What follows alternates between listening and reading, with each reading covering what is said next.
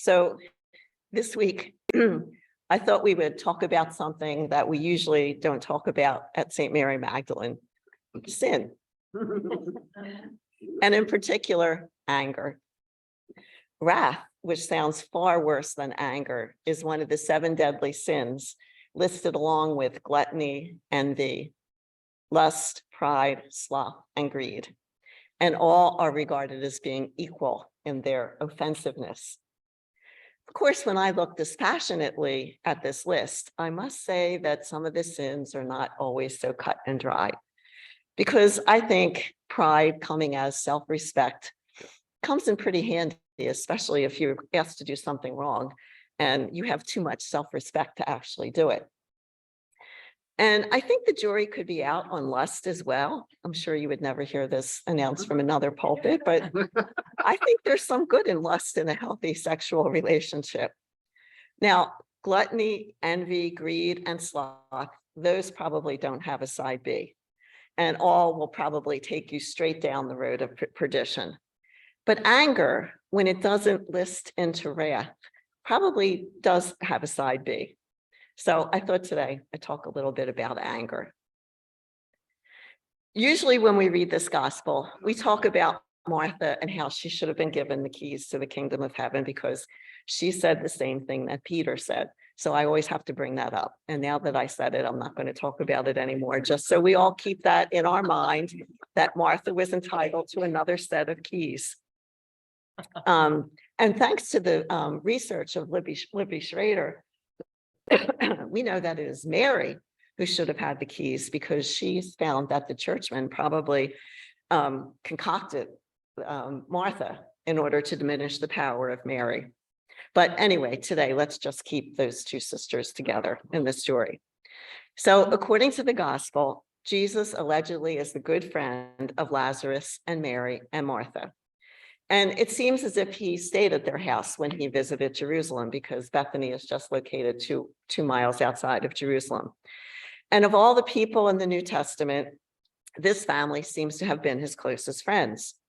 In fact, John says that Jesus loved Lazarus and Mary and Martha. But this alleged love takes an unexpected twist. When Lazarus became ill, the sisters immediately sent for Jesus, a message that Jesus seemed to have just ignored. He dawdles, he hems, he haws, he lollygags, and he fritters away precious time when he could have hightailed it to his friend's house and cured him. In fact, Jesus wastes so much time that Lazarus is not only dead and gone, but he's in the grave for 4 days by the time this good friend allegedly shows up. So he allowed his friend to die, and he allowed his other friends to suffer grief. And set in this context, well, Jesus doesn't seem to be too great of a friend, does he? So I don't know about you, but I hear anger rather than resignation or any other emotion in the voices of the 2 sisters. Who does this to your friends? Who allows your friends to suffer so grievously if you could prevent it? So Martha says when Jesus finally waltzes in, I can see her stamping her foot and saying, if you had been here, my brother would not have died. And Mary didn't even go out to meet him. She's cooling her heels in the house. And she says the same thing. If you had gotten here on time, my brother would not have died. And the implication again is, some friend you are, we are so angry. So I think few preachers address the women's anger in this gospel because, as we all know, ladies, women are not supposed to be angry. One of the most common slurs powerful men use to diminish the agency of women is to tell them, you are an angry woman. How many people have ever had that said to you? Seriously. But that being said, there are some really good rules about anger because holding on to and expressing a lot of anger is really not always in our best interest. And so we should never let the sun set on our anger. I remember my mother telling me that when I was a little kid. And rage does set people's teeth on edge, and it produces sour grapes and often serves no purpose. And wrath can destroy the object of the ire and the person feeling it. And sometimes you just have to bury the hatchet, because if you don't, you can destroy everything, including yourself. So these are some important truths that we shouldn't forget. And I don't know about you, but I feel awful when I'm angry. It actually takes my breath away and makes my heart hurt. So it makes me feel so physically bad that I try really hard not to feel that way.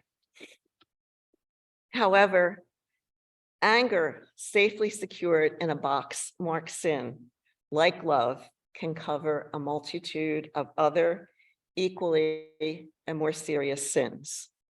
We should feel angry about some things, even if it does make us feel badly. And no one has the right to tell us not to be angry. And in the end, it's not the anger, but what we do with it that is, of course, the sin. So should Martha and Mary have been angry over Jesus's failure to act? Shouldn't they have known that he was an important man who had to be about his Father's business? A voice in verse 37 points out the irony of the situation. Could not he who opened the eyes of the blind man had kept this man from dying?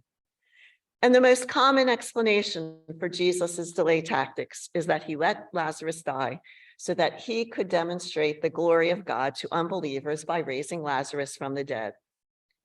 So within this paradigm, when you look at it from another point of view, which unfortunately I always do, within this paradigm, the suffering of Lazarus, Martha, and Mary was meaningless, and their lives were unimportant. They were nothing but bit players, and they would get over it when they realized what Jesus was doing.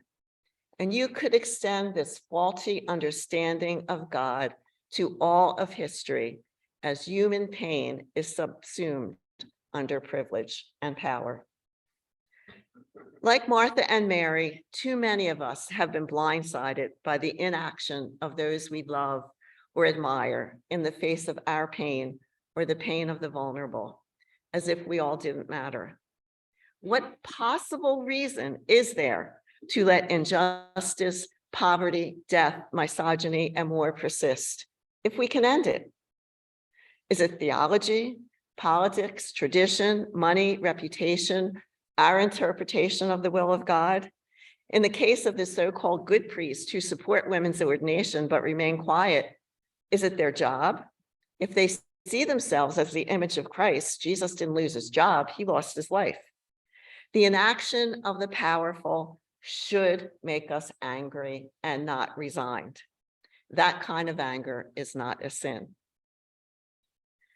So the good news, because there's always good news, the good news is that Jesus realized that he had placed a teaching moment over the needs of his friends.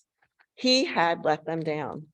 The realization that he had made a mistake was so painful, it made him cry. God's glory needs to be demonstrated within the context of care and not outside it. As I have come to believe and think and preach, all things do not work for the glory of God. Those are the words of the powers to those without power to justify inaction, violence, and sin. And so, after all that, while we might keep our anger under lock and key and use it sparingly because of its explosive nature, we should recognize that anger can be a first and necessary step in the work of love. Without Martha and Mary's anger, born of love for both their brother and for their friend, Jesus might not have learned the value of compassion. And so, my sisters and brothers, it's hard to believe that any journey can be blessed by anger. Anger remains scary. However, like Martha and Mary, sometimes the expression of anger actually leads to resurrection of ourselves and resurrection of others. Through anger, perhaps a long submerged part of ourselves finally, at long last, sees the light, and we can move towards a different and a more life-giving pathway to God.